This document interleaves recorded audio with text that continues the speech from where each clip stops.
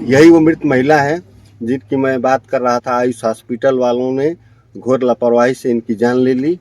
लोग बैठे हुए हैं स्कॉर्पियो में लेकर, मृत अवस्था में पड़ी हुई हैं और कैमरे पर देख रहे हैं कि प्रशासन के लोग लगे हुए हैं, अपने हिसाब से जो लिखा पढ़ी का काम होता है उसको कर रहे हैं। देख लीजिए, रोते बिलखते घर के लोग, महिलाएं हैं, इनका करुण क्रंदन सुन लीजिए। प्रशासन को सुनना चाहिए, पुलिस महकमा को सुनना चाहिए, जो यहाँ के रसड़ा बलिया के सीएमओ हैं वो सुन ले, ये करुण क्रंदन सुन ले, यह रुदन सुन ले। इनको घर का सदस्य कौन जीवित करके देगा? इस लापरवाही से जो महिला मरी है, घर का सदस्य छीन लिया गया है, लापरवाही से इलाज सुन लीजिए।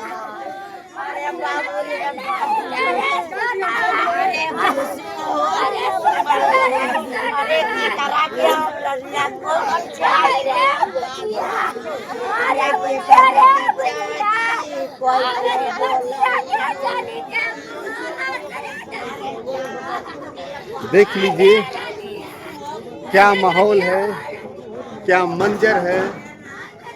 जब एक घर का सदस्य छिन जाता है तो लोग कैसे बिलखते हैं, कैसे रोते हैं। पुलिस बार बार कह रही है कि लेकर चलिए, पोस्टमार्टम होगा, उचित कार्रवाई होगी, कोई उच्चाधिकारी के देखरेख में सारा काम किया जाएगा। लेकिन घर वालों का कहना है कि जब तक कोई उच्च अधिकारी नहीं आएगा हम लाश को यहाँ से जाने नहीं देंगे, रिलीज करने नहीं देंगे। आपका पूरा नाम? अश्वनी कुमार गोंड, ग्राम आमघाट, पोस्ट वैजलपुर, थाना रसड़ा। जो महिला मरी उनके आप पति लगते हैं। पति लगते हैं। सूचना आपको कब मिली इनके मरने की? सूचना तो हम लोग 7:30 बजे यहाँ लेके आए हैं। अच्छा, आप साथ में ही थे? जी, 7:30 बजे लेके आओ अपने। 7:30 बजे शाम को? जी शाम को जी। और अभी बज रहे हैं 3:30 पौने 4 के करीब। मैं यहाँ 3 बजे तक पहुँच चुका था। बताइए पूरी बात। पूरी बात लेकर हम लोग यहाँ हॉस्पिटल में लेके आए उनको, अपने पैरों से हॉस्पिटल में चल के गई जी। फिर डॉक्टर साहब देखे, फिर बोले कि इनको ब्लड टेस्ट कराइए। तो हम लोगों ने ब्लड टेस्ट कराया, फिर रिपोर्ट आई तो डॉक्टर साहब बोले कि सब सही है और इनको ऑपरेशन करना पड़ेगा और 18,000 रुपया लगेगा।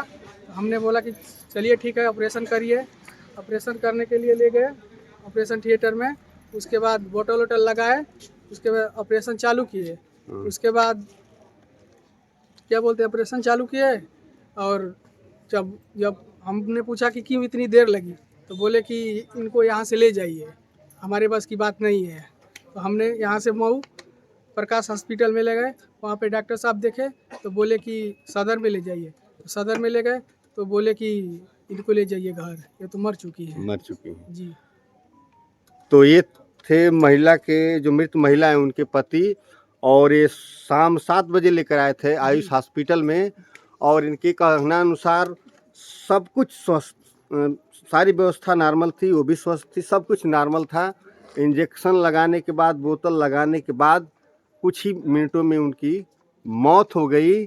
और मौत होने के बाद ये लोग ज़बरदस्ती अपने कॉल करके कोई 4 व्हीलर बुलाए और उसमें भरकर मऊ भेज दिए और सांत्वना दिलाते रहे कि जीवित हैं, लेकिन वो मर चुकी थी।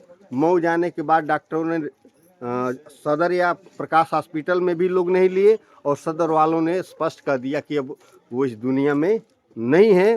तो 7 बजे शाम से लेकर और 3 बजे भोर अब तक इतने समय में सारी यह घटना हो चुकी है। और सारी घटना घटने के बाद देख लीजिए, यही आयुष हॉस्पिटल का मेन गेट है और सामने रिसीविंग चैम्बर दिखाई दे रहा है।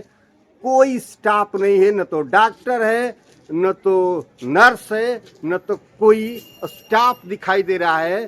सीधा सीधा यह घोर लापरवाही है और घोर लापरवाही से एक मर्डर का मामला है, क्योंकि लापरवाही के कारण जो स्वस्थ महिला थी उनकी मृत्यु हो गई है। सारे लोग हॉस्पिटल छोड़कर भाग गए हैं। इसका मतलब कि इस हॉस्पिटल का कोई रजिस्ट्रेशन नहीं है, हॉस्पिटल का कोई सरकार से संबंध नहीं है। ऐसे ही खोलकर चलाते हैं, कमाते हैं, लोगों को लूटते हैं, जान मारते हैं।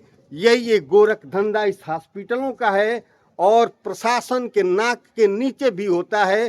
तो सबसे बड़ी जिम्मेदारी तो प्रशासन की भी बनती है कि आखिर में इस तरह के हॉस्पिटल चलते कैसे हैं, चलवाए कैसे जाते हैं। ये प्रश्न खड़ा होता है जनता के लिए। जनता पूछना चाहती है कि ऐसे ही हमारे लोग मरते रहेंगे और प्रशासन मूक दर्शक बनकर देखती रहेगी। तो बने रहिए पाली न्यूज़ नेटवर्क के साथ। मैं आपको इस घटना के हर पल की अपडेट कराता रहूँगा। आगे देखते हैं, प्रशासन के लोग खड़े हैं। उन्होंने बताया कि मैं अपने उच्च अधिकारी को रिपोर्ट कर दिया हूँ। अधिकारी कब आते हैं, इस हॉस्पिटल पर एक्शन कब होता है, मैं भी खड़ा हूँ, आप भी खड़े हैं। देखते रहिए पाली न्यूज़ नेटवर्क।